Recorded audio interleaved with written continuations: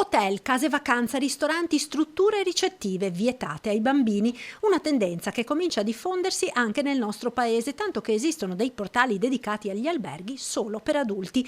Nulla di piccante, ma strutture che aprono le porte ai maggiori di una certa età, dai 12 ai 18 anni, dedicate a chi vuole un soggiorno tranquillo. Ma in una società dove si fanno sempre meno bambini e dove la denatalità avrà conseguenze sempre più pesanti, si apre una riflessione su quella che non è più semplicemente l'ultima moda del momento. A sollevare la questione è la consigliera regionale di Fratelli d'Italia Laura Besio, già assessore alle politiche educative del Comune di Venezia. Fermo restando la libertà imprenditoriale sacrosanta di ogni attività o esercizio, quella che io pongo è semplicemente una riflessione da mamma e da rappresentante dell'istituzione di fronte a un fenomeno che pur ancora limitato oggi c'è, lo osservo e ci ragiono, perché pone una questione culturale. Da un lato tutti a lanciare l'allarme del crollo delle nascite, dell'inverno demografico e dall'altro lato rischiamo di far passare dei messaggi per cui i bambini sono un problema, sono un ostacolo al nostro comfort. Besio chiede una riflessione anche normativa. Io credo che il fenomeno meriti una riflessione seria prima ancora che politica. Dalla parte opposta gli albergatori che parlano di una tendenza che risponde alle richieste di segmenti di mercato. Non è bambini sì o bambini no, è specializzarsi in determinati segmenti di mercato per accontentare sempre di più la clientela. È una cosa che esiste nel mondo da tantissimi anni.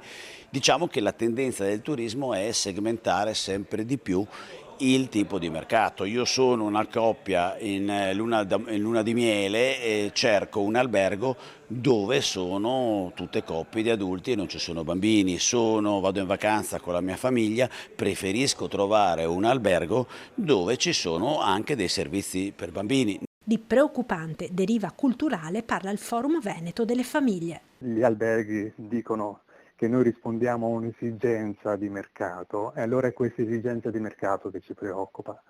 Non questa esigenza di mercato che esclude i bambini, è un'esigenza di mercato che è miope anche nella proiezione del futuro della nostra società.